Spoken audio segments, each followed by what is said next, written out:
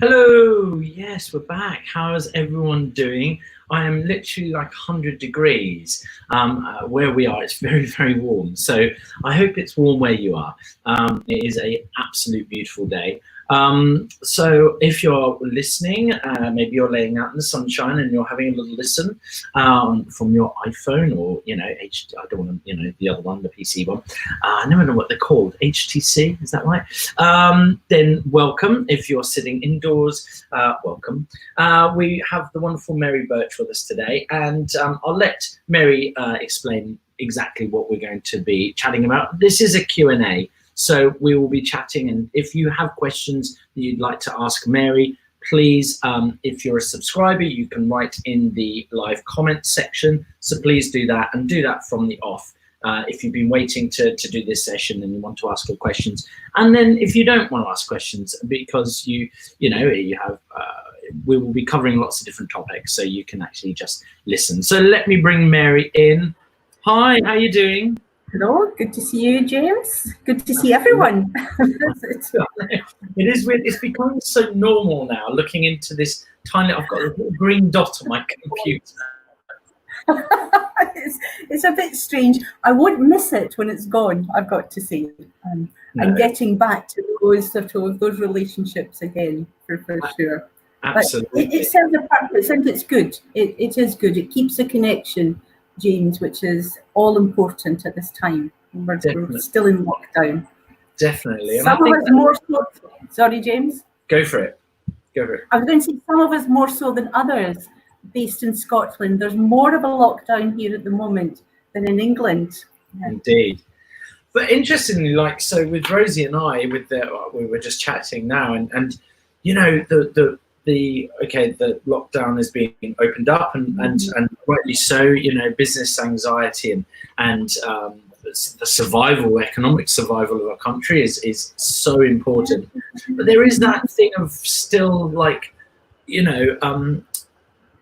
if you'd said to me on the 10th of March, or let's say the 1st of March, you are going to stay in your home, not leave it, apart from kind of going out and doing a bit of exercise, eat every single meal in your home for over 3 months. I'd gone, no, that's not a thing. But it's the new norm now. It's what I'm used to, and it's incredible how quickly we adapt. And I think that's quite important because as we are coming out of lockdown, it's something I've noticed with clients over the last couple of weeks is that we have adapted to lockdown. It's the new norm, just what you say. And then the thought of having to change again, of having to adapt again, is starting to create a bit of anxiety, a bit of a fear. Particularly in the industry, because there isn't that clear picture of what's next, what's going to happen, and around jobs. But one other thing, I was talking to a colleague yesterday, and it was that resilience that you're talking about, how we adapted to lockdown, how we've managed, how we've coped through it. And it's that resilience that will take us through to whatever is next. And sadly, we know the state of the industry. Theatres, have said they're closing. Shows may not reopen for a time or at all. There are redundancies. But we've all had, I don't know if we talked about resilience, you and I, before, but there was that, we've all had hardships. We've all faced difficult times, haven't we? And it's holding on to, well, what took us through that? Do you know what you're saying? What's taken us through lockdown? Very much the connections you're talking about, how we adapt, and we will do it again. It's holding on to that, but of course we can do it again. This is adding to resilience to deal with difficult situations. And we all have it. I would challenge anyone, who's listening at the moment to go, well, tell me a time you haven't faced a difficulty, because we all have, and that might be a job loss, that might be a relationship ending, so many different things that happen to us in life, the difficulties, all building resilience. And so remembering for sure, wow, I got through that, and we'll get through this. It's the hope as well, keeping that hope. Definitely, absolutely, and I think that it is. It's a clear picture of when we get asked a lot by actors through Q&As we've done, or they might email us or tweet us, and etc. And the question is, how do you see the industry? How do you see us getting through this?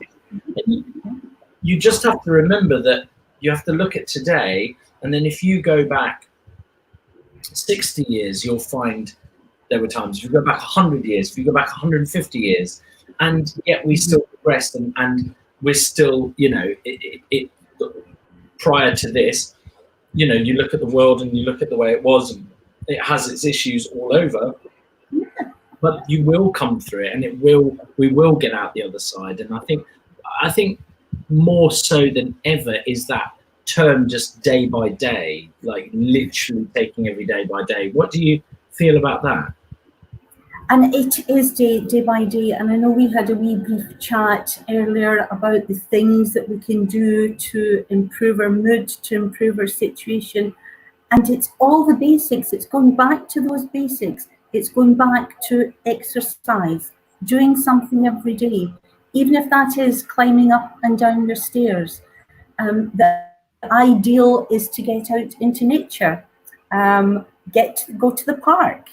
And I did read, and I know I've said this to you before, that within London, everyone in London is within at least a 15-minute walk of a park. Most are 5 minutes. Yeah. So it's not difficult to get out, because there was, I think it was a Swedish researcher that looked at it and said it makes you more relaxed. It restores mood, as opposed to walking down the streets of London when you've got all that noise and everything happening around you. So very much getting back to those basics. We say healthy eating, making sure that you're getting enough sleep as well. All the little things that we have control of. And that's what helps us to get through. And we also talked about the connections there, the connections with other people, maintaining those connections, be that via Zoom, be that via Skype or whatever. So important in building that resilience, in helping us to go through one day at a time, taking the small wins. And very much, it's so easy, isn't it, when we sit today, and there is so much doom and gloom around, and it's so easy to be drawn into those negatives. And I would encourage people to just sort of find the positives, rather than just see the problem, because we become enmeshed in the situation. And we can only see the problems. So it's there. If I said to everyone, even at the moment, right, we have all this happening around us. Name 10 positives in your life at the moment, and we could, if you sit, and that could be the people around us. We have a roof over our head, and it starts to change that. That it isn't all doom and gloom. That there are difficult things happening to everyone, but there are positives. And if you find those positives, that's the day-to-day things that will take us through this into new beginnings. If you do have questions for Mary, make sure you can, if you've subscribed, you can pop them in the live comments. So I'll keep reminding people that they can do that as we go. And you don't save it all to the end, do it as we go if you feel that you have a question for Mary. Interestingly, like Rosie and I go, we try and exercise each day, even if it's just a bit of a walk or something. But our ideas of what we're going to do come from our walks in, like we'll go to a forest or a wood or something. And that's it. And this idea came from that. It came shutting down the noise, the social media noise, going for a walk, just talking about stuff, and then slowly coming up, and then that creativity came from, you know, I don't want to sound too like crazy about, but the noise of nature rather than the noise of like all the technology that we're surrounded by, constantly looking at. And although these platforms are life-saving to be able to communicate, again, we're staring at a screen. So I think it is really, you know, and we just had this wonderful comedy duo on, Northern Imposters, talking about how they write their comedy. And they say, you know, for writing, always have a little book. But I think that for everything, not your phone, have a little book, just something you can go in your pocket, so that if you have ideas, you can just write them down. And it doesn't matter how stupid the idea is, it just filters that and draws on that creativity. What do you think about things like that? Do you think that's... Oh, very much so. And one of the things that a really healthy option is to unplug. Yes. Is to take yourself away from social media, from the television, and it was again something I recommend to people. To have that little book, and when the ideas come, are the thoughts. You know, we've talked before about thoughts and emotions, and that's the time then to write down what are you feeling at this moment, and that starts to then. It starts that road taking you into a good place, a positive place. But most definitely unplug that, you know, social media as well. You know, when we hear bad news, I wonder what everyone did when, you know, when the Prime Minister was on and he was obviously announcing that theatres, he would love to go to the Globe. Yes, but he's not opening it just yet. And I wonder how many people watched that or checked that news. So we heard what he had to say, what was happening in England. And I wonder how many people went to the phone. And so what was Twitter saying about it? What were people saying about it on Instagram? That we go to 10 different to hear the same thing, James. And all we're doing is feeding a negative, feeding that fear, you know, that concern, that anxiety, that always said, you know, if you put your hand on the cooker and burnt yourself, would you put your hand back there 10 times? And you wouldn't, you know, and you go, so why do we do this to ourselves? We would take all this negativity from different sources. So most certainly, yes, the news is important. What's happening in the world is important. But once we have that information, it's there. We don't need to just, keep checking it over and over and over again. Unplug. Get your little notebook, as James has said. Great way forward. Definitely. And that's a thing at night as well. Just have that little book by your bed rather than your phone, so that if you get up and you're anxious, or you've got like things that you think you want to do, just write them down so you can go back to sleep. And I think we all do it, but that unplugging is vital. With coming on to like when we have news and headlines, and this has been a constant now for over 3 months of not really the brightest kind of information coming for our What do people say to you? What are the main things that people say to you and their concerns, and what do you say to them when they hear this news and it affects them? I think, everyone's different and everyone's affected in different ways. And maybe if people tune in on Friday, I'm actually going to talk about a little bit more about how people maybe get stuck with what's happening with them and the reasons that they get stuck.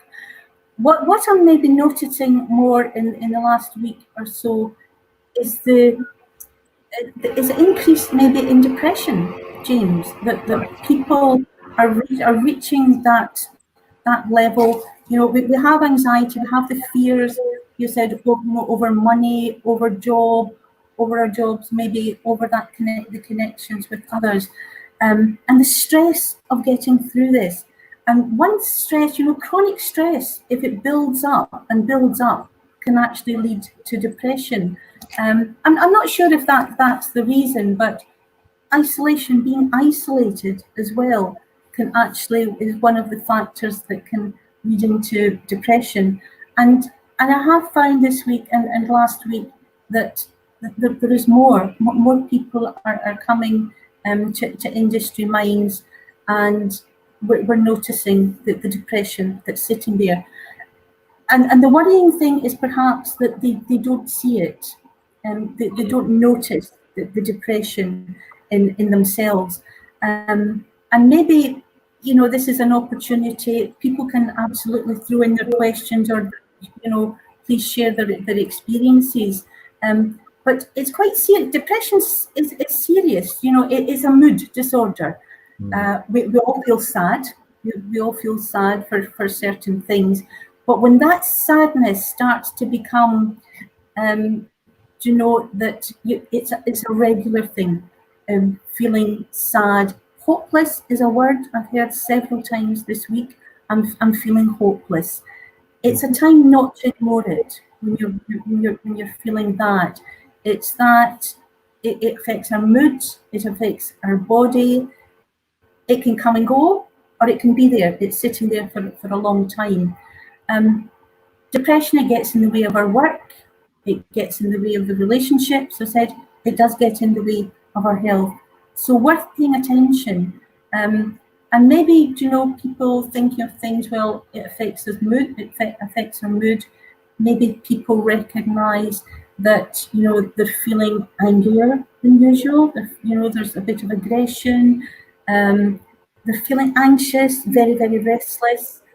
It could well be that the emotional feelings that, again, described to me in the last couple of weeks, just feeling empty, that hopelessness, that deep sadness, no joy in the things that brought them joy before. And so noticing that, so that no interest in things, no pleasure from all the things that that gave us pleasure before, the things that we love, maybe feeling a bit tired.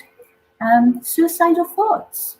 If those thoughts are coming into your head, wanting this to end, wanting things to change, and you're thinking of suicide, is to notice them.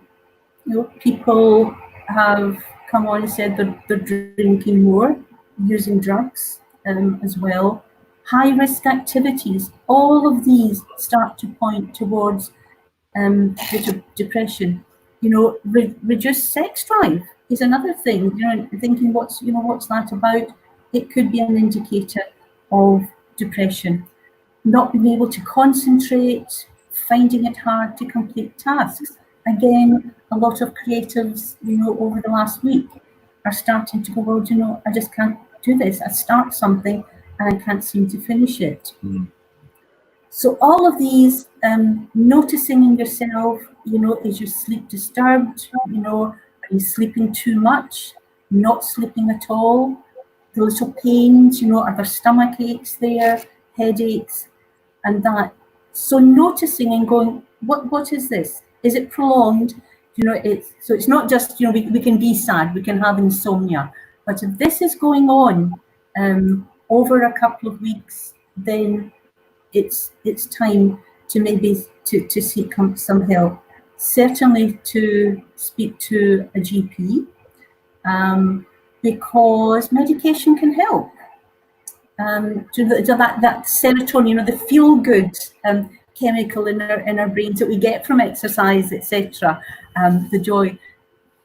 There is a school of thought that the serotonin in our brains is perhaps depleted, and that the medications, these SSRIs, can help stop that, stop the serotonin being used up, yes, and it keeps the levels there.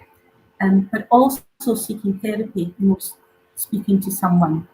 And I would urge anyone who maybe identifies with any of those signs, the mood, the emotional well-being, the whole cognitive, issues going on, is to go and speak to the GP.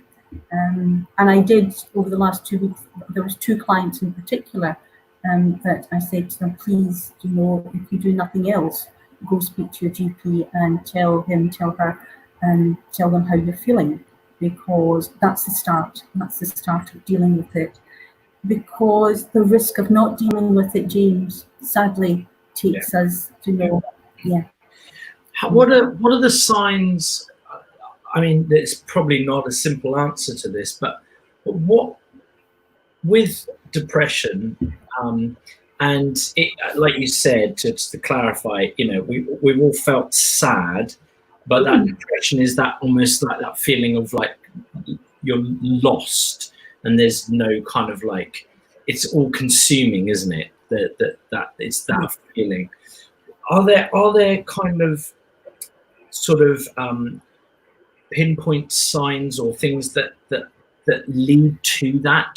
Is there like a route into that kind of depression? Or, you know, I'm sure it's different for every single case, because I'm sure it can come from a family loss, a job loss, or nothing. Sometimes just someone has everything but still, you know, has that feeling, which is, you know, so are there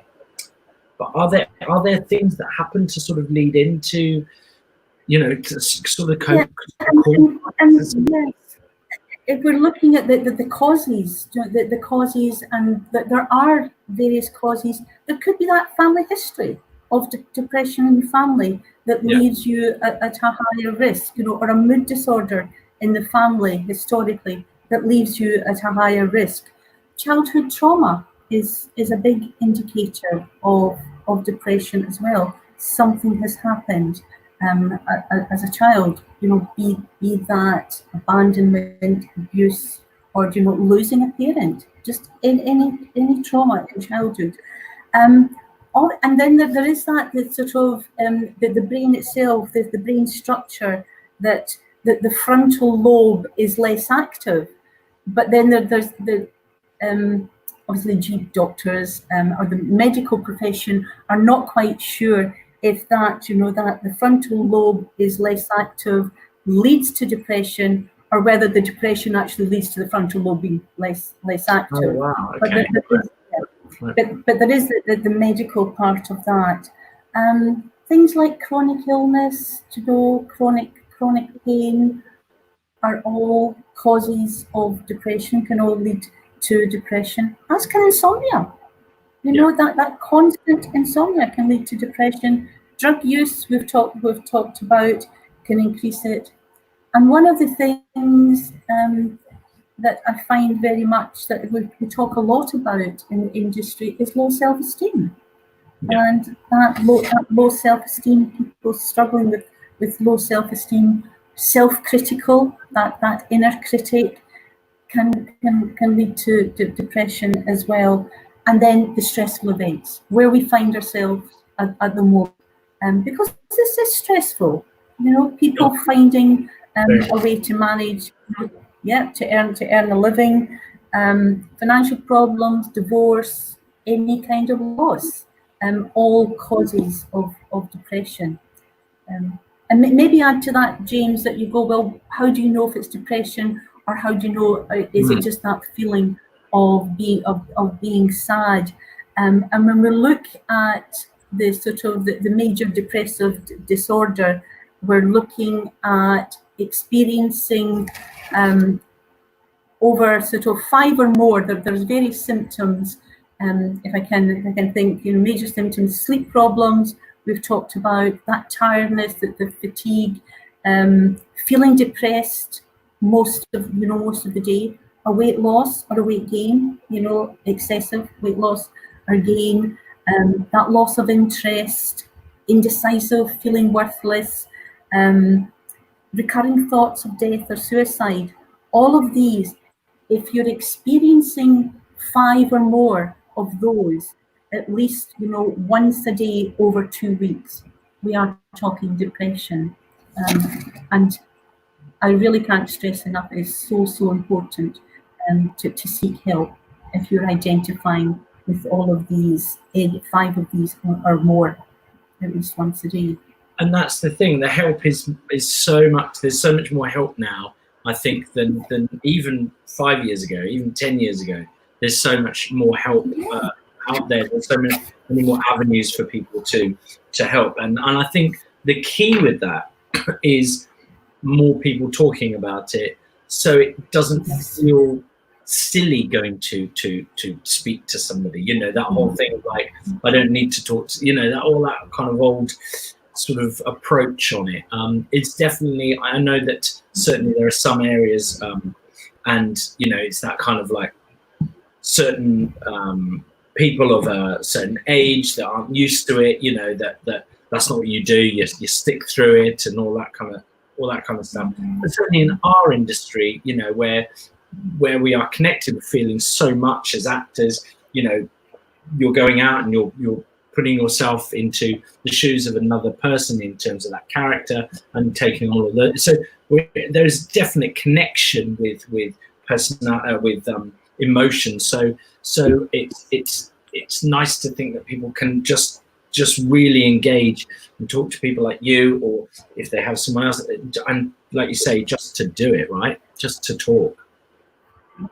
Yes, and because there is no shame, and we know there's, you know, the stigma, and there's still that, you know, we're working on it, and it is, you know, sort of initiatives like yourselves, like you and Rosie, Industry Minds, lots of these, you know, I know I'm struggling, I should have a list of them sitting here. There's so many wonderful bodies, so many wonderful people who are out there sort of knocking that stigma, yes, and going, no, that there shouldn't be, we need to talk about this.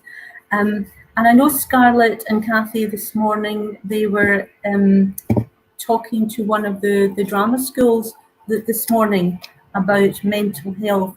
And I think that's amazing, because that's the generation, James, that if, you know, we take the stigma out there where we go, it's okay to talk about your emotions, it's okay to say, I feel sad, then that's it, that's how things will change. Yeah, definitely. Something that I'd like to talk to you about, in a different area, and it's kind of relating to casting. I started going into, I go into colleges every year, either me or Rosie, and we do a tour generally around September, October time or January, and we go all over the country, come up to Scotland, and just like see third year grads, do workshops with them and so on and so forth. And I talk about social media quite a bit.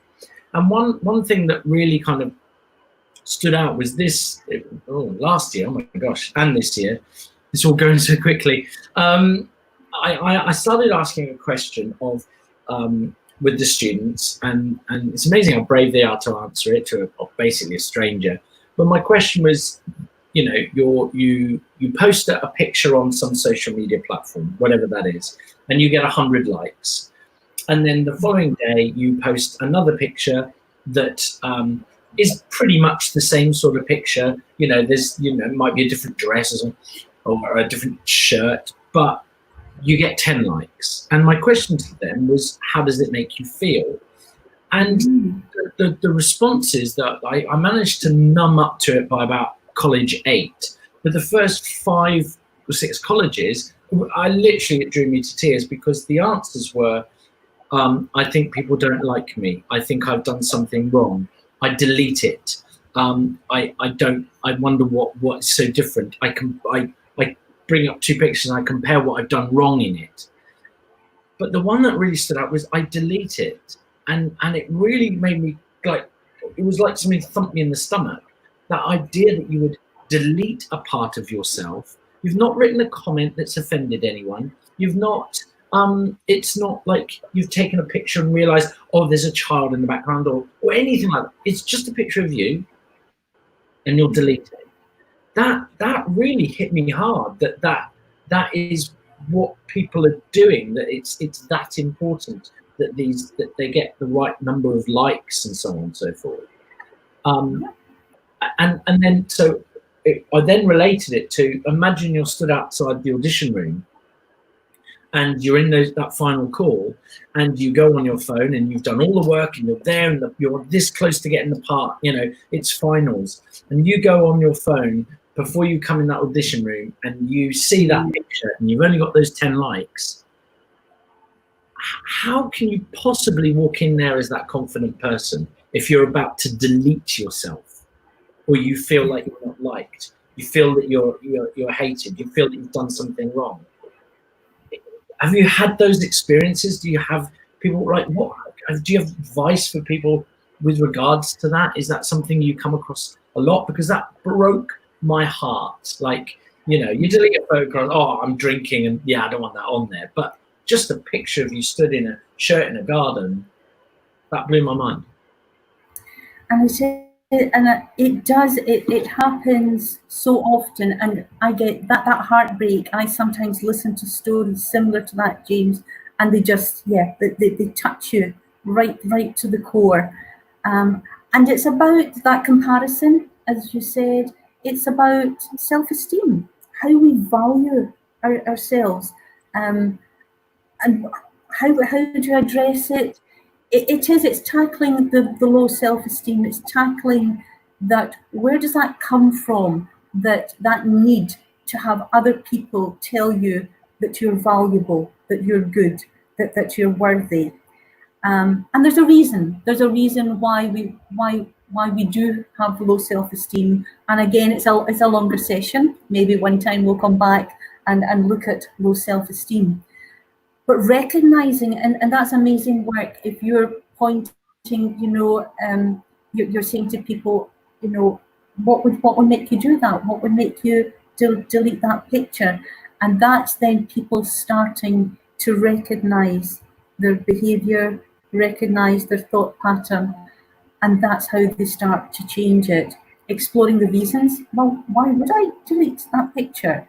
You know, what does it say about me? Because you know, they're probably a beautiful, talented person, and then because they didn't get the likes, and it's one of the things we call that, you know, this locus of evaluation, how we feel about ourselves, whether it's internal, whether it comes from within, or whether we need it from other people. And the example I always use, it's like when you try on a dress. Or a jacket or a suit, yes, whatever your clothing preference is, and you look in the mirror and you go, hey, I look pretty gorgeous in this. Yes, I'm going to take this outfit. That's a locus of evaluation. That's valuing, you know, there's a value of yourself, that you know that you look good, and that's internal, and that's ideal. And then there are people who will go, I'll just go and ask my mum, and then I'll just go and ask my best friend, and then I'll ask 6 other friends, how do I look in this dress? And there's that locus of evaluation.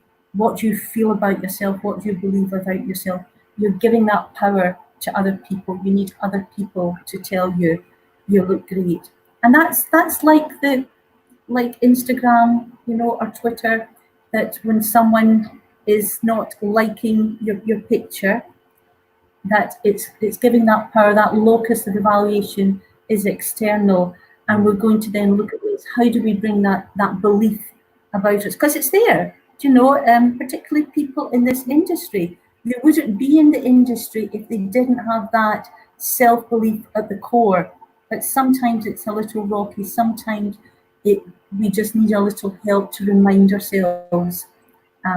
One of the other things I would maybe say to people, a little exercise they can do, is write down their skills.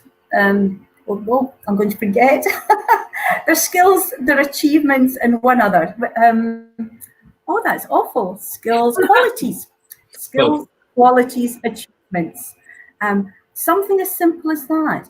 And when I'm working with clients, and I sometimes find it quite difficult, because if I say to people out there just now, write down your skills, tell me your skills. And they go, do you mean now, Mary? Do you mean?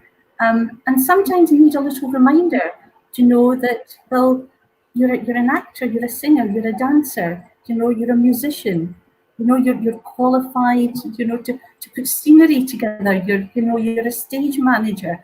all of those things. This reminding not just skills in the industry, but all the skills that we've acquired over the years. Qualities is a hard one. I mean, I'll say, well, tell me your qualities. I'm going, well, do you know, I mean, okay, I'm maybe a good listener.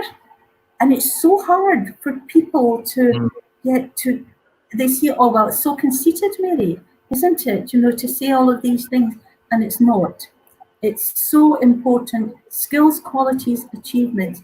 And I would encourage anyone who might be struggling, you know, with that self-esteem, is to write them out, and then every day, in front of a mirror, at least once a day, is to remind themselves out loud, you know, I am a dancer, you know, I have a degree, you know, I am a caring individual, I am a good listener, and it works. It works. It's very. It seems the Americans have no problem with this. No. They're all like I'm this, I'm that, and it's yeah. And that builds that self-esteem. It does. And it's a worthwhile thing to do where we remind ourselves just how good we are, actually, and that we all have these skills, these qualities, these achievements, and we just maybe need to remind ourselves sometimes that we don't need 100 likes on an Instagram picture to tell us how great we are, because we know from the inside. And I think such a great point. And I think that from our side of it, and it's been heartbreaking, is that the 8 colleges I got to visit before lockdown, they were all saying it. So they're all in it together. All these 20-year-olds all over the country, Scotland, in the West Country, London, Sussex, they're all saying it. So it's not like it's one person. So everyone's out there, you know. And I was like, I was saying to them, I want you to comment honestly on people's posts, and you're not allowed to take them down. Do it for a week. Write, I really hate your jumper. Do that, but don't take it down. Be like, oh, get lost. That's how we used to do. Like, do you know what I mean? Like, oh, what do you think of this jumper at school? And be like, it's horrible. And like, get up, you know. Oh, sorry, but you didn't. Do you know what I mean? It wasn't taken to heart. I remember a girl. She was great. She was in my drama school, and she dyed her hair pink. And everyone was telling her how fabulous it was. And she was like this. And she turned the corner, and I saw her, and I just started laughing at her. And she was a good friend. She was like, why are you laughing? I went, what have you done to your hair? And she slapped me, because I was the first person that day to actually say, it's bad. It's not a good pink. That is not a good haircut, you know.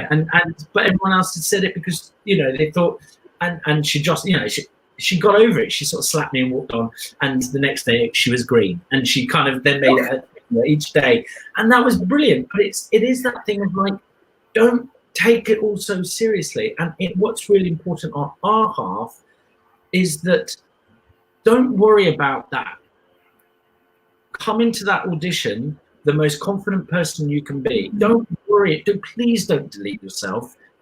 And then take the best selfie of all, which is you in front of that theatre when you get that job. That's the selfie you want to take.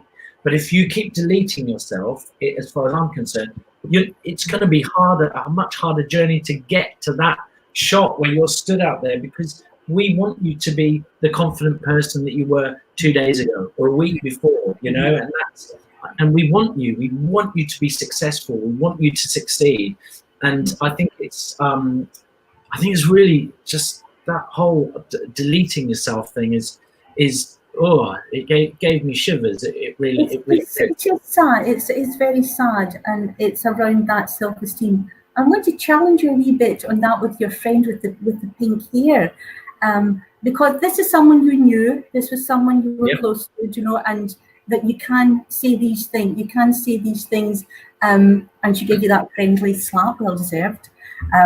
But you know, and she took it. But within her, that, you know, her self-esteem was such that I'm comfortable with who I am and how I look, and I love to be different, and that's amazing. That's what we would all aim for.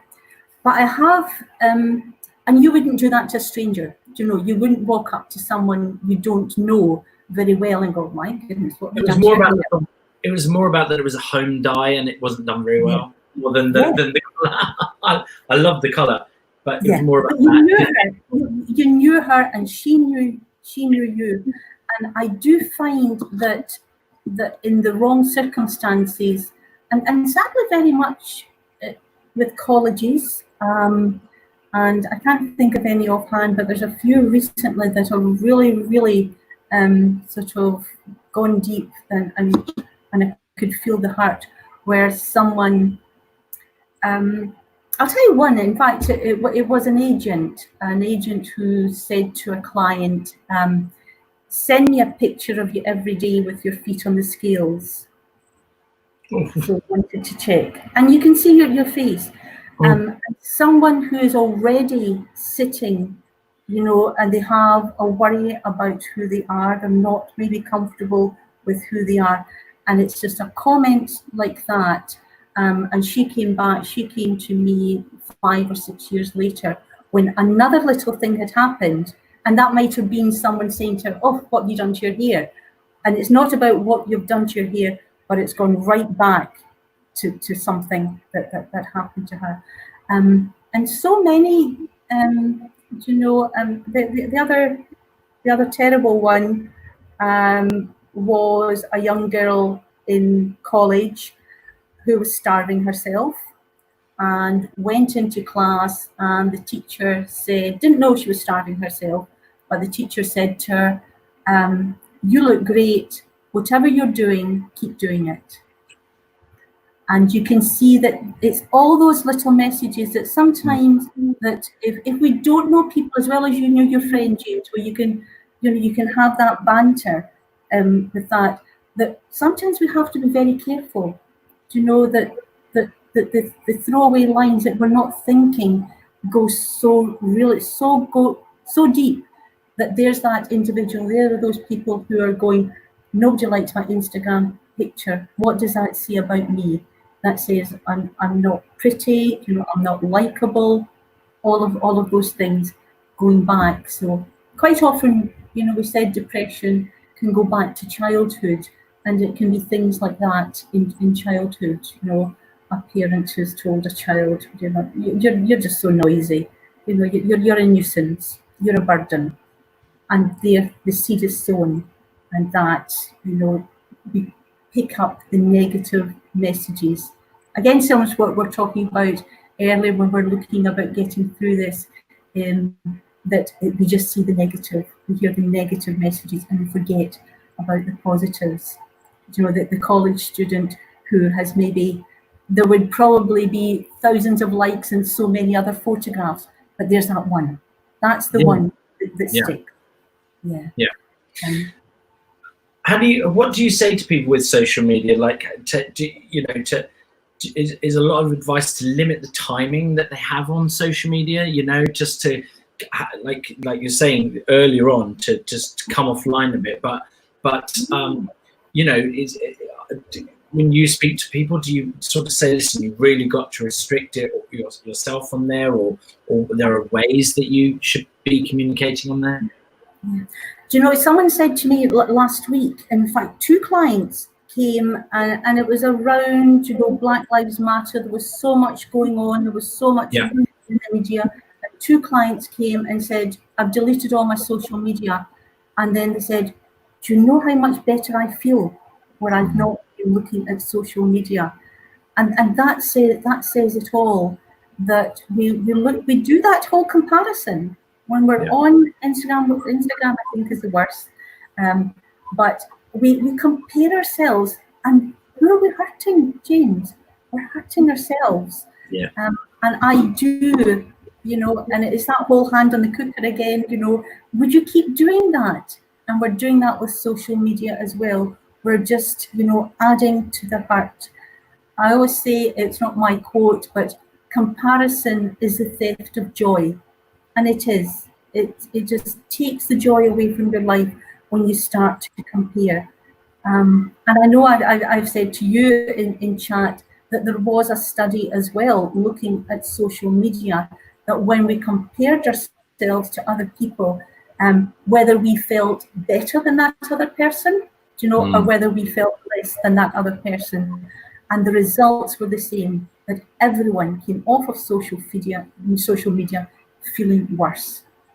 And I wonder again, people, listening, how do they feel when they go? Just ask yourself that question. How do you feel when you're skimming through social media? I bet you don't feel good when you come off it. I feel it exhausts me. It's a massive part of what we're doing and with this now, we're on there even more, promoting this and making sure everyone knows about it. And it's exhausting. Like not doing it, just the volume of noise and visual noise is absolutely exhausting. And I take apps off my phone. I don't have them. Some of them I don't have. I only have them on the laptop, so that so once this is shut, that's it. Because you just find yourselves going to that first, and I actually have like a dent in my finger from holding my phone. Like there's a dent now here from holding my phone, and like I'm physically changing. That's ridiculous. Do you know what I mean? It is absolutely nuts. Do you have like points? So we I think I mentioned to you, we reached out to the community, the arts, when lockdown first happened, and said, write to us. We just, if you feel like you need to reach out to someone, and we just came up with some pointers of little things to do each day. I think everyone said this. You don't have to be doing anything every day in terms of like, don't feel you got to conquer the world. It's okay to like have a duvet day, isn't it? And just like relax, chill out, do nothing. It's so important. But do you have your pointers or go-tos?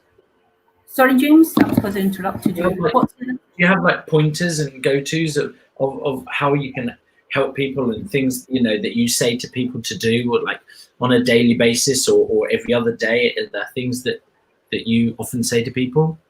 And right back to those basics again, and it is the exercise, getting into nature, having a healthy diet. It is very much, you need to help me out here because they should be ingrained in my head. Like just washing your hair sometimes can just be like, just the smell of the shampoo, it's suddenly like, it makes you feel 100% better. It's being kind to yourself, listening to your body, listening to your mind, doing the healthy things that are there. The routine is so important as well. But that routine doesn't have to be a whole day filled in. That routine can be, I'm going to have a shower. I'm going to do my hair, and it makes us feel so much better. Definitely. And I know that I love coming on to do these things, but I love coming on to do these things because then, I'll brush my hair, I'll put my lipstick on and feel so good. Whereas, if you're bouncing, if you're just bouncing around the house and no one sees you, obviously I've got my jammies on at the bottom here, James. I'm not. But, then we're not so inclined to do that. And it's those little things and a client said to me a few weeks ago that when he got up in the morning, he would have his shower, etc., and he would get dressed as if he was going to have a day's work because he was going to do some work, but he would dress for that, to do his writing, and the difference that made to his emotional well-being. So it's all those little things, but being kind to yourself, that you don't need to reinvent the wheel. It's small wins that for you, if that is maybe doing your hair that day, then wow, that's a win. I found that I was especially at the beginning of this, that I was getting up really early. I was like waking at like 6:30 every morning. Didn't matter what time I was going to sleep. So if I got to sleep at 1, I was waking up at 6. Sometimes earlier, and it was really affecting me. And then so I managed to get into a pattern of like at around basically, and I never do this, but maybe 10:30, Rosie and I starting to get ready to go to bed. And then weirdly, like, and because we're tired, but instead of just watching that those extra episodes or doing the extra thing, and then I wake up at 7, but I'm now having like 8.5 hours sleep, and I'm like, this is so weird. That slight adjustment, and so now I feel like I'm not tired every day, and I'm literally exhausted like every single day. And just that slight adjustment is a massive win for me. I love that expression. Little wins was a turnaround, absolute turnaround. Yeah. And everyone's different, and sleep, again, that should be in my whole list ingrained there. Sleep's so important, that to get enough sleep, and that everyone is different. That you don't have to be out there doing 5K every day. For me, not that I would do a 5K anyway, James. But for me, going into the garden and doing a bit of gardening, it's great exercise. It's also relaxing, and I love it. So whatever fits. No guilt about sitting with your book, reading your book. Yeah. And I'm about to confess, and here probably to a lot of people, but for me, it's Pokemon. I play Pokemon, James. Yes, that's it. And James, yeah, you get I always get that look, but that's my fun. Brilliant. Brilliant. That's great. You do. We've started playing Monopoly again, which is a big thing. So it's not TV every night, because we spend so much time looking at screens all day. So instead of it being TV, we started playing Monopoly. I really beat Rosie the other night. She'll hate it. I mean, I only had one set of properties, but I annihilated her. That never happens. I mean, like proper like anger. Like she was, almost flipped it. It was that bad. It was very lucky. But it's just those sort of things, just kind of like disengaging from it all. I think when we did this and we sent this little list out to people and asked, stay in touch and keep on top of things. That we had people that were had disabilities that were writing, saying, I'm finding this and this, and we had people with different areas where we had someone who was dyslexic wrote into us and so on, and I would ask them like, what's that like? And they were like, it brings somebody with Asperger's was wrote and said, I'm an actor and I'm finding this and this and this, and it was wonderful to see. I think sometimes our minds are doing this, that to see it written down and just to go, just wash my hair, like go for a walk, do this,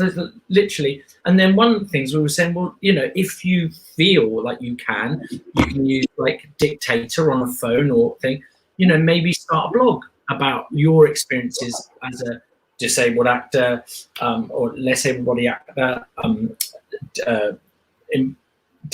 with Asperger's, how you feel, how you're dealing with this, to help others. And I mentioned that to you, that actually what dragged us out of feeling very, very low when all this started, both Rosie and I mean, really bad. It was, this hit us very, very hard as it hit everybody, was actually starting to help other people. And that was a massive thing for us, that once we started doing that, it really did. And then the responses back from these people saying, I've started a blog, and I'm getting like nice responses, and I've never written anything before. But just that helping. Do you find that is a major player in helping people out of feeling down? It's absolutely, it's massive. And again, it's something I would encourage people to do, is that the feel good in you of just helping someone, even in a small way. And that just might be, if we're fit and healthy, getting, picking up shopping for a neighbour, making a telephone call to someone. It doesn't need to be a massive thing, but in helping ourselves, that's by helping other people, we do help ourselves. So it's a win-win. Whatever people can do, absolutely find a way to give back. There are so many benefits in doing that. And I do find that with Industry Minds, with the counselling I do with Industry Minds, and that it's a hard job, obviously, but there is such satisfaction in that, because you finish your day and you know that you've made a little difference. Doesn't need to be a big difference, but you've made a little difference to someone, and that's, yeah, that feels good, and that's uplifting and helps you through.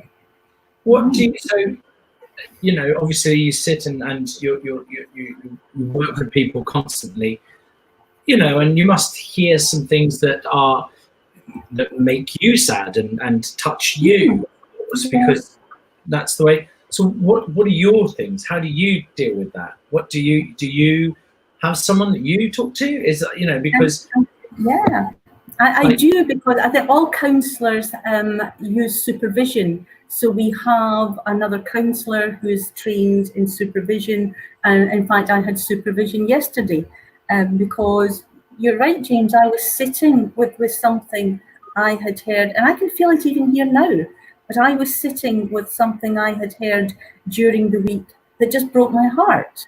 That, you know, another human being as a child should experience that. And it sat there, the injustice of it, the anger. And so all counsellors will go to supervision, and I'm able to say to my supervisor, this is how I feel about that, and we chat about it. And very much is being able to compartmentalise things as well, James, because you know, if I sat with all the things that I hear, then, you know, you would burn out. Yeah, you would definitely burn out. So, and that doesn't mean I don't care. Sometimes I'll say to, you know, clients will go, "Oh, Mary, how can we hear this? You know, what I've just told you, does that, you know, will you not sleep tonight?" And I go, "No, I can, you know, compartmentalise it." But doesn't mean I don't care. It means, I mean, counselling is very much that you are walking in someone's shoes. That empathy is there, and you're listening. And I think in pictures, so, you know, I can see, you know, the man who's talking to me. I can see him as a child and what's happening, and that goes in there. But it's very much also that I have one foot in, say, in your world, and one foot in my world. So I'm not totally immersed in the client's world, and I can step back out, and then just and time.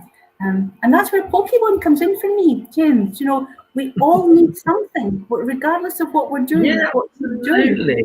We need that joy. And I watched your face when you were talking about Monopoly, and the fun and the joy. I know Rosie maybe would have a different. It's only because I won. I don't normally win. But can you see that is what's missing as well for so many creatives at times. I mean, you'll know that with the colleges, it is hard work, and the drive, you know, to achieve, and you've always got to be ready. And we've talked about that drive system, the doing, the ambition, so important in the industry.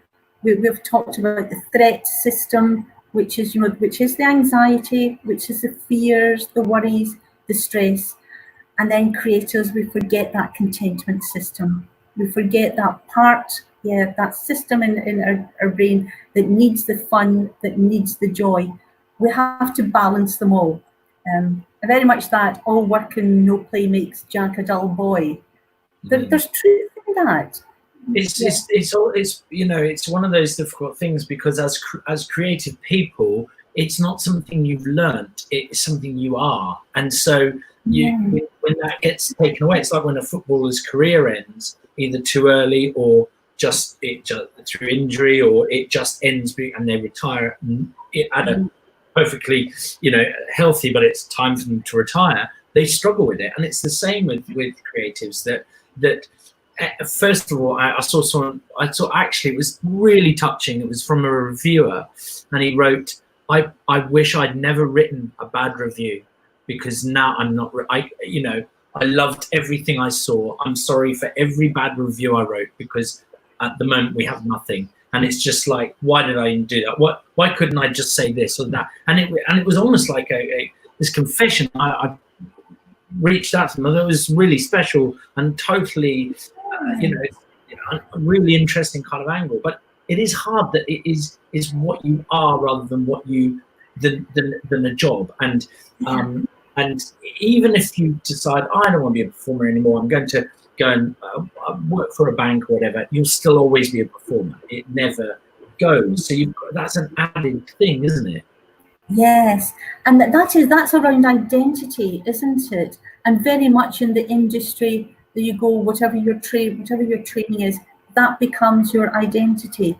It's the same with every job, that it becomes our identity. And once that goes, and for instance, in lockdown, it was one of the big issues where people would go, well, I'm not being a stage manager at the moment. What does that mean? That loss, and it goes, who am I, and everything that brings, and it's perhaps it is recognizing that we are more than our job. We are more than just a writer, a stagehand, a lighting guy. I don't know the technical term. technician, lighting technician. Got there. So that we are more than that, and perhaps there's a time when we have got time to think, when we've got time to step back and go, that yes, it's important, because that job, whatever, it brings us joy, it brings us contentment, it brings in the money, but we're so much more than that. And it maybe takes us on to something else that's coming up at the moment with clients. Is that what's next? What do I do next? If I'm not an actor, who am I? What can I do?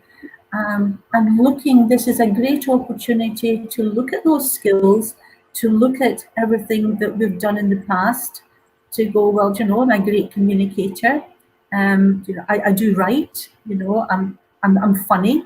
I go, is there something else that perhaps I can use those skills in until the time comes when I'm able to do my real job again, finding that job, because I'll bet that they're there. I bet I can talk about me.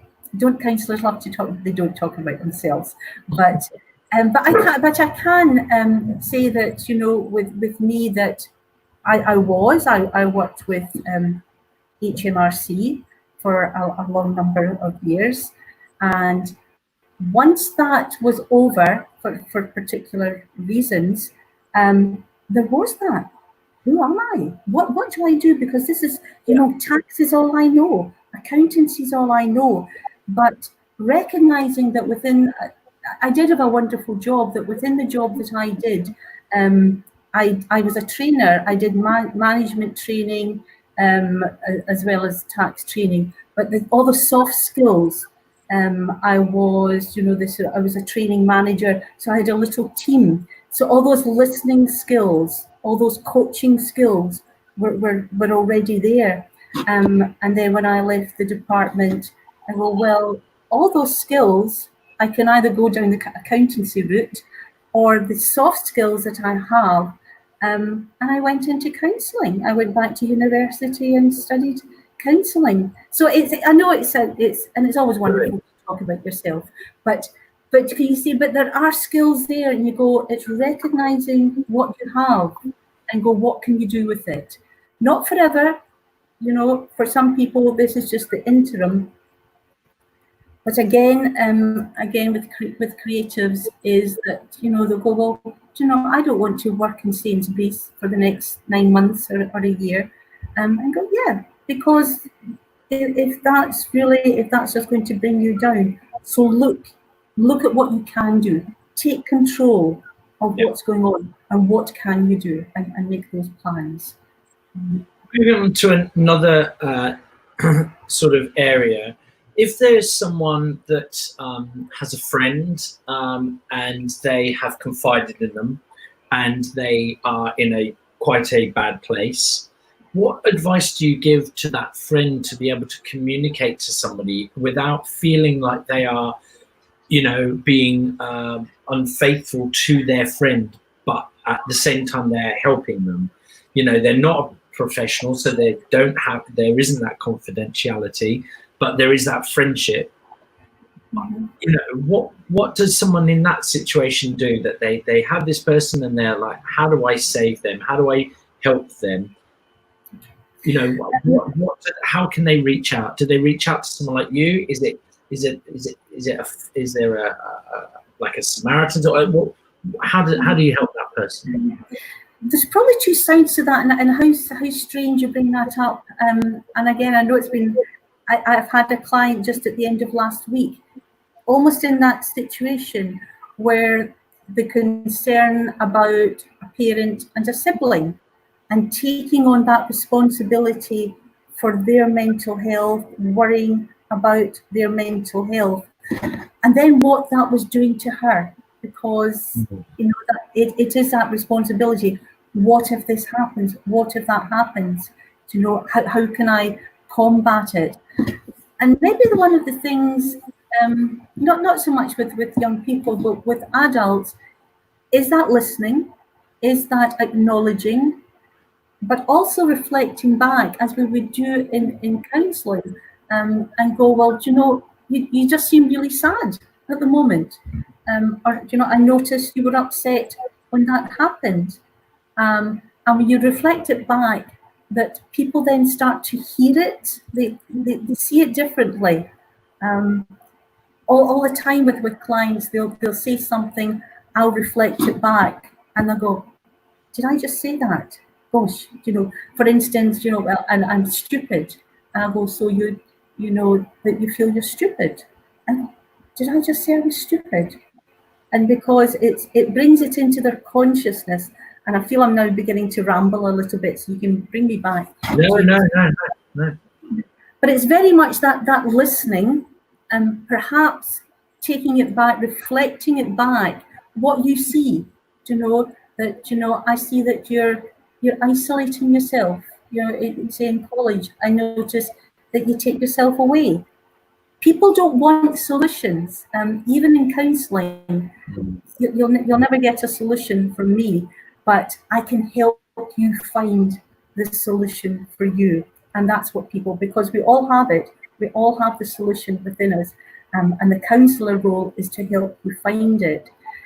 But there's a concern, if there's a concern for a friend or a family member, it's broaching the subject, you know, absolutely listening, because they will need that, that someone cares, that someone has compassion, because they may not have that compassion for themselves. And then it's like suicide. We never sort of tiptoe around suicide, that we would always say to someone, are you considering suicide? And face it right on. Then, you know, oh, are you having bad thoughts? Are you having, you know, other thoughts? But it conveys the wrong message. And it's the same with people who are struggling with mental health, is even just to say, do you know, I'm worried about you. I'm worried that you are isolating yourself. I'm worried that, you know, you're crying a lot. Maybe, you know, maybe speak to someone and look at all the wonderful bodies that we have within the industry as well, James, and out with your NHS 24, your, you know, Headspace, all of these amazing charities that are out there, and encourage them to talk to someone. You can't force someone, and again, I find that more so with the addiction side that I work with, where someone will come to me on a Monday night and they'll go, my partner told me I had to come here, or even my employer told me I had to come here. And the courts, we work with the courts as well. The courts have told me I have to come here. And if they're not ready to deal with whatever is going on with them, there's really nothing I can do. So people need to be ready and do it in their own time. And not everyone is. You know, so you may have, sadly, you may have that friend you know, a family member where you can see their struggle, but if they're not ready for the change, if there's something getting in the way of that change, then it's got to be their choice to do that. All you can do is encourage them, you know, and say, you know, look at the good work that has been done, look at the people that have been helped, and you know, I mean, you were talking earlier that even the people who have been helped by coming on, you know, to watch some of the things that you put out, and I've told clients this as well, around, and I think there's one recently where again it's a casting director who would say something to a client, and I said, have you watched CCI? I know Rosie and James did a little chat as casting directors with quite the opposite message to the one that you're hearing, a positive message, and refer them on. So there are just wonderful, there's wonderful help out there for people. I don't know if that answered the question. Yeah, no, it definitely does. It definitely does. I think the something to really take from that, and I think that if you having someone that you want to help is like you say, to listen, but to not try exactly what you just said, not try and solve it, not try and create this, you know, to come up with the solution, because that's probably never going to happen. You're probably never going to. That's like because the person has to want to create the solution for themselves. Is that right? They do, because it's there. I mean, the belief in counselling is that we have that solution. Sometimes we get stuck and we just need a little help to find it. But also that, you know, if you came to me and said, oh, I'm thinking about changing jobs, right? And, you know, you want to work in Sainsbury's, James. And I'll go, well, so you should absolutely go for it, James. That might not be the right thing for you. Do you know, I might go, oh, it's hard work doing what we're doing. I just want something I don't have to think about. Go, yeah, work in Sainsbury's. That's what to do. And you go and you go, that's not really what I want to do. You know, so my solution isn't going to be your solution, regardless of, you know, my feelings. And we all have it when a friend talks to us about perhaps that partner whose behaviour isn't exactly right, and you can see it, and you really just want to say something. This is what you should do, and that's not necessarily the right decision for them. So it's being able to hold that back, because they will decide what to do about that relationship, the right decision for them. Definitely.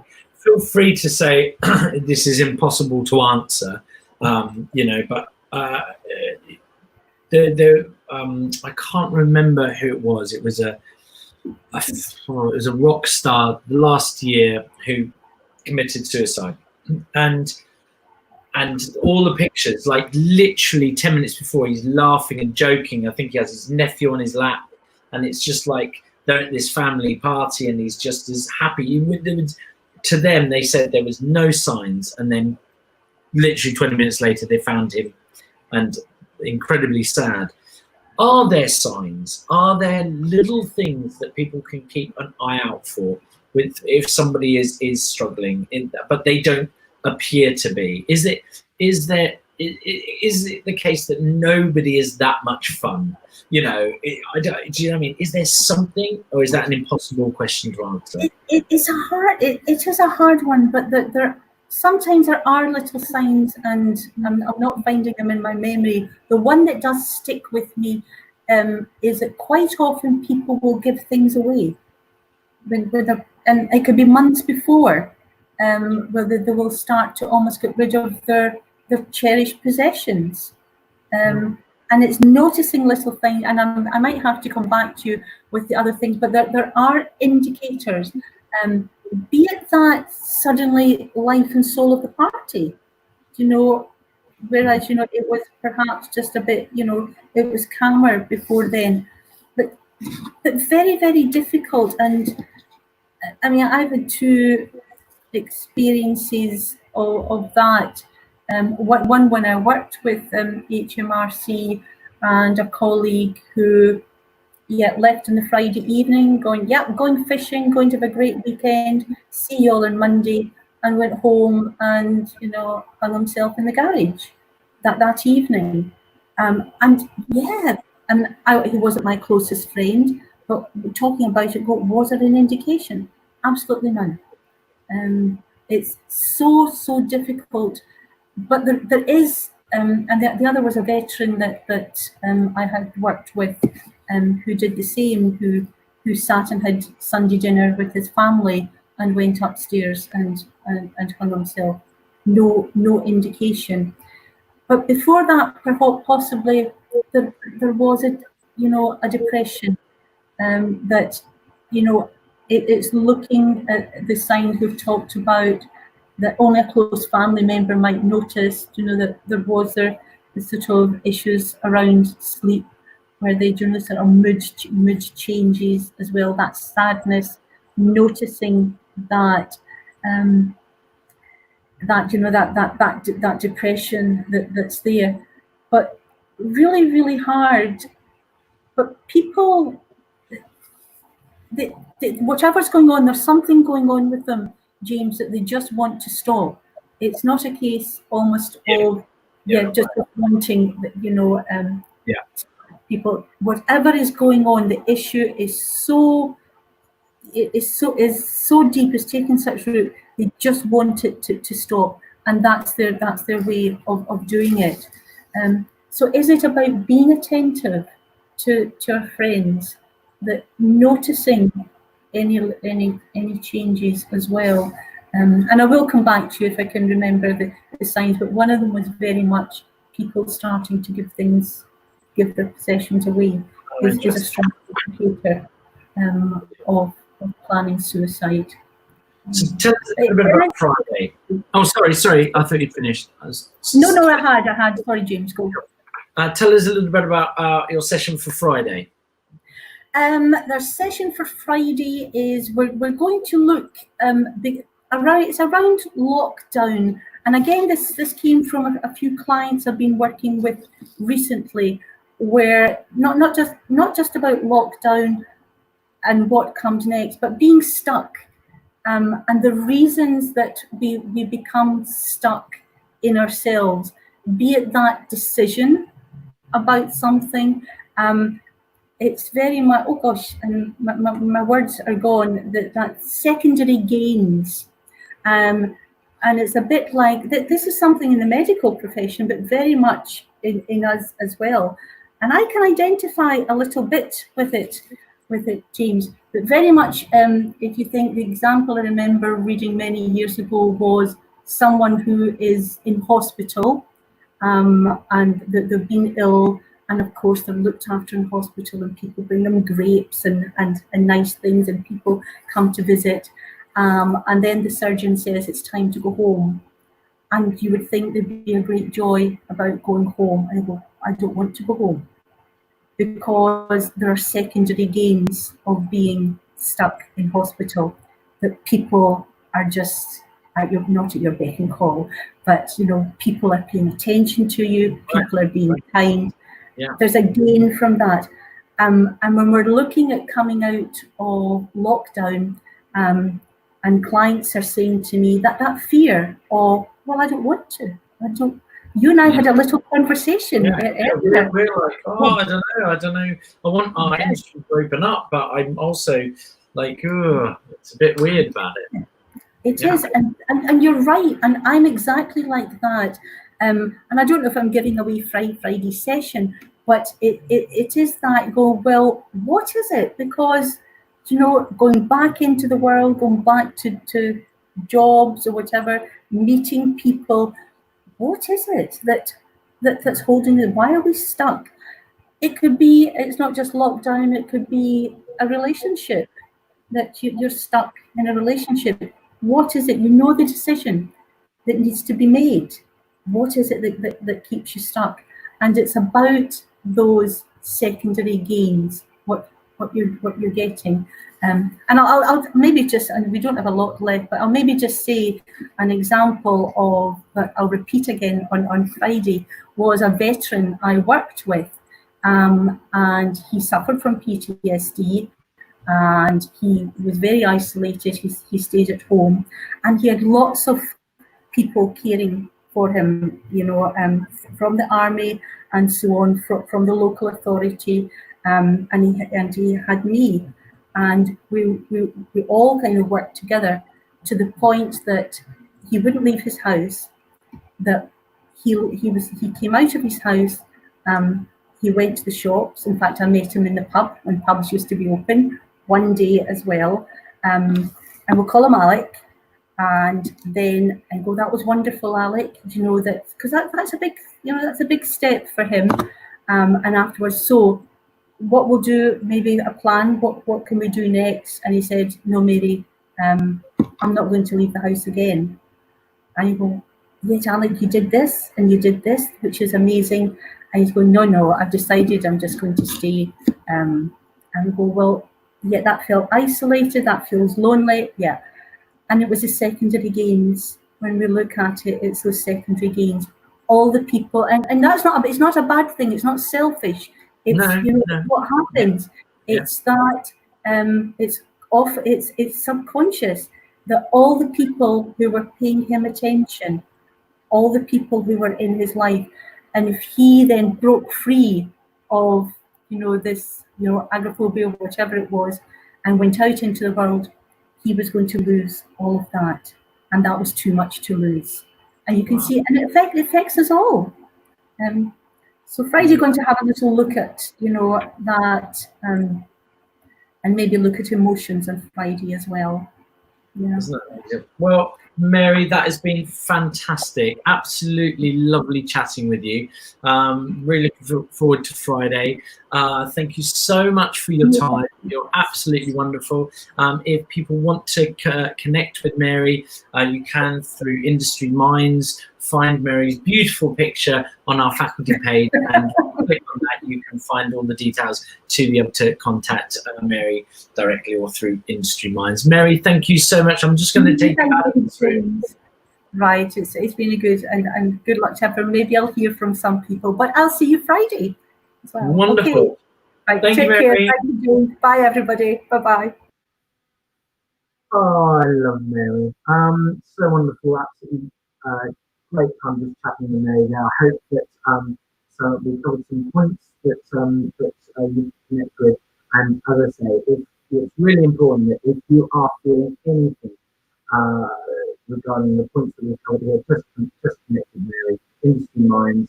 Go and talk to somebody. It's really important. Just that you go and speak. And there's no judgment. It's just there are people out there that want to listen and want to help. So. Coming up next, we have the wonderful Jackie Kabuka, who is going to get us dancing.